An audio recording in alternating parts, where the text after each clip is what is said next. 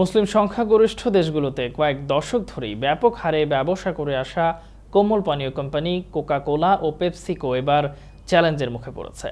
গাজা যুদ্ধের ইস্যু নিয়ে স্থানীয় কোমল পানীয়গুলোর কাছে ব্যবসা হারাতে বসেছে এই দুই কোম্পানি। আমেরিকার প্রতিষ্ঠান কোক ও পেপসি ইসরায়েল ঘনিষ্ঠ বলে পরিচিত। দাবি করা হয়ে থাকে ফিলিস্তিনের গাজা উপত্যকায় ইসরায়েলি বাহিনীর হামলায় যে ব্যয় হচ্ছে তার একটা অংশ বহন করছে কোকা কোলা। অবশ্য প্রতিষ্ঠানটি এই দাবি অস্বীকার করে আসছে। গাজা ইসরায়েলি হামলা ও ওই দুই কোম্পানি আমেরিকার মালিকানাধীন হওয়ায় পাকিস্তান থেকে মিশরের মতো মুসলিম দেশগুলোতে বয়কটের মুখে পড়েছে তাদের ব্যবসা। মিশরে চলতি বছর কোকের ব্যবসা ক্ষতিগ্রস্ত হয়েছে, যেখানে স্থানীয় ব্র্যান্ড ভিসেভেন মধ্যপ্রাচ্য এবং আরও কিছু অঞ্চলে গত বছরের তুলনায় 3 গুণ বেশি ব্যবসা করেছে। পাকিস্তানের এক বেসরকারি প্রতিষ্ঠানের কর্মকর্তা সানবল হাসান গত এপ্রিলে করাচিতে তার বিয়ের অনুষ্ঠানের খাবারের মেনু থেকে কোক এবং পেপসি বাতিল করে দেন।